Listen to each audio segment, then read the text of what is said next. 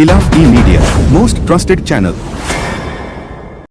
कर्नाटक के बीदर जिले में हुए हत्याकांड में शामिल आरोपियों को पुलिस ने 24 घंटे के अंदर गिरफ्तार कर लिया।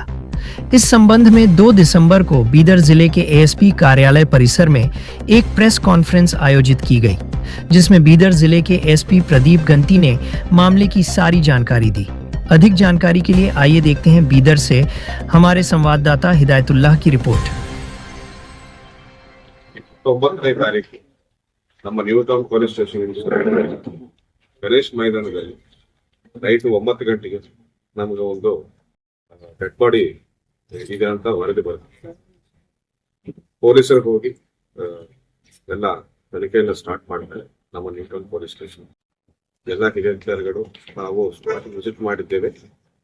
ಡೆಡ್ ಬಾಡಿ ತಲೆಯಿಂದ ಎಲ್ಲ ಬ್ಲಡ್ ನೊರೆಯಾಗಿ ಬರುತ್ತಿದೆ ಹೊರಗಡೆ. ತಕ್ಷಣ ನಾವು ಪೋಸ್ಟ್ ಮಾರ್ಟಮ್ ಕಳಿಸ್ಕೊಟ್ಟಿದ್ದೇವೆ. ಅಂಬರೀಶ್ ಅನ್ನುವ 28 ವರ್ಷದ ಒಬ್ಬ ಯುವಕನದು ಆ ಡೆಡ್ ಬಾಡಿ ಆಗಿರ್ತದೆ. ಪೋಸ್ಟ್ ಮಾರ್ಟಮ್ ದಲ್ಲಿ ನಮಗೆ ಏನು ಬೇಕಾಗ್ತದೆ ಅಂದ್ರೆ, ಒಂದು ಬ್ಲಂಟ್ ಆಬ್ಜೆಕ್ಟ್ ಇಂದ ತಲೆ ಮೇಲೆ ಬಲವಾಗಿ ಏಟು ಬಿದ್ದಿದ್ದರಿಂದ ಸಾವನ್ನಪ್ಪಿದ್ದಾರೆ ಅನ್ನೋ ವಿಷಯವನ್ನು ನಮಗೆ ಪೋಸ್ಟ್ ಮಾರ್ಟಮ್ ಮೇಲೆ ಗೊತ್ತಾಗಿರ್ತದೆ. ಹಾಗೂ ಅದೇ ರೀತಿ ಫಿರ್ಯಾದಿ ಕಡೆಯಿಂದ ಅಂದ್ರೆ ಅಂಬರೀಶ್ ಅವರ ತಾಯಿ ಕಡೆಯಿಂದ ನಾವು ಕಂಪ್ಲೇಂಟ್ ಪಡೆದಿರುತ್ತೇವೆ.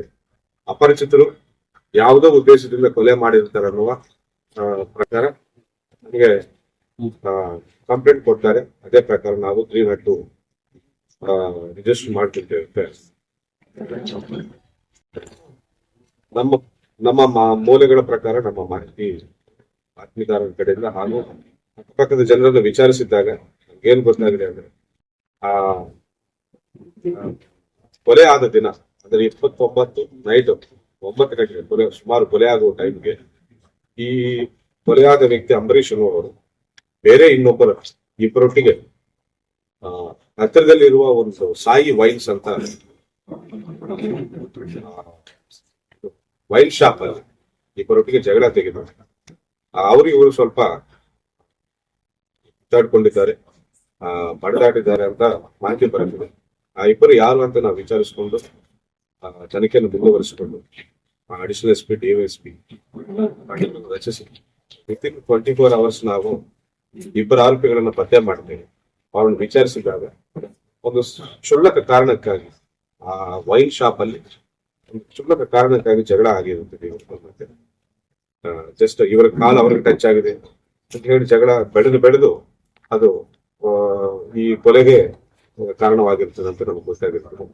ಅದೇ ಗಣೇಶ್ ಮೈದಾನಕ್ಕೆ ಕರ್ಕೊಂಡು ಹೋಗಿ ಈ ಯುವಕನ ಮೇಲೆ ಕಲ್ಲಿಂದ ದಾಳಿ ಮಾಡಿ ಕೊಲೆ ಮಾಡಿದ್ದಾರೆ ಅನ್ನೋ ಮಾಹಿತಿ ನಮಗೆ ಸಿಕ್ಕಿರ್ತದೆ. ತಕ್ಷಣ ಆ ಇಬ್ಬರನ್ನು ನಾವು ದಸ್ತಗಿರಿ ಮಾಡಿ